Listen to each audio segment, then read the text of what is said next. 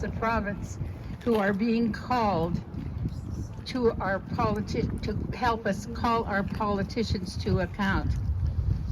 And as Marilyn said, we have an election coming up in May, and political hopefuls are listening to voters. Unfortunately, housing and homelessness don't seem to be high on their agendas. And even though we know that around election time, the words are said. But homelessness numbers are on the rise. We learned that 400 people, think about that, 400 people froze to death in Alberta, which doesn't say much about how much compassion there is in our government. Add frostbite, lost fingers, toes, and limbs. Add mental health, addiction, starvation.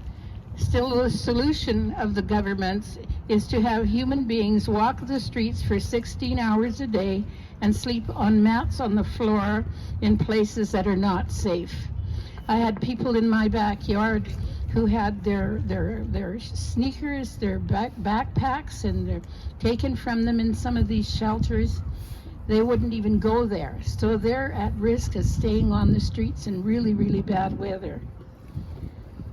And believe me, the futures for these people do not look very good.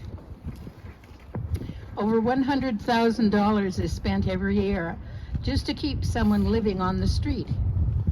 A solid plan of action would be cheaper, I think, based on a healing and compassionate model. I mean, what has happened in our world today where healing and compassion are not as important as buying out big oil companies and privatizing health and all kinds of weird stuff that have nothing to do with the human condition and love for one another. There are such big holes left in the safety net, and I know Homeward Trust and the Interfaith initiatives and so on, we housed thousands of people, but the government does not do its job in terms of supporting the funding and for all of the things that need to be done. I know we have some people here from Welcome Home that walk with the people who are housed to be social with them and help them to not go back to the habits they had of living on the street. So all of the energy is there, but the government isn't.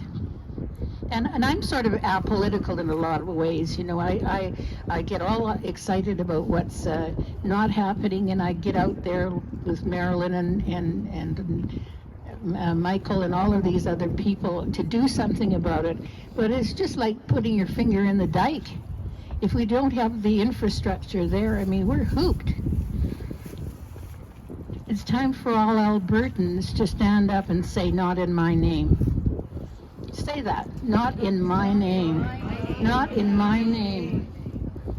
It's time that the government got in there and did its job.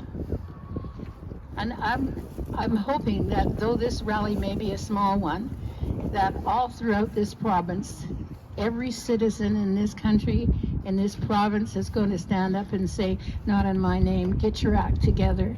Do something about homelessness and houselessness and people on the street. I'm so tired of it.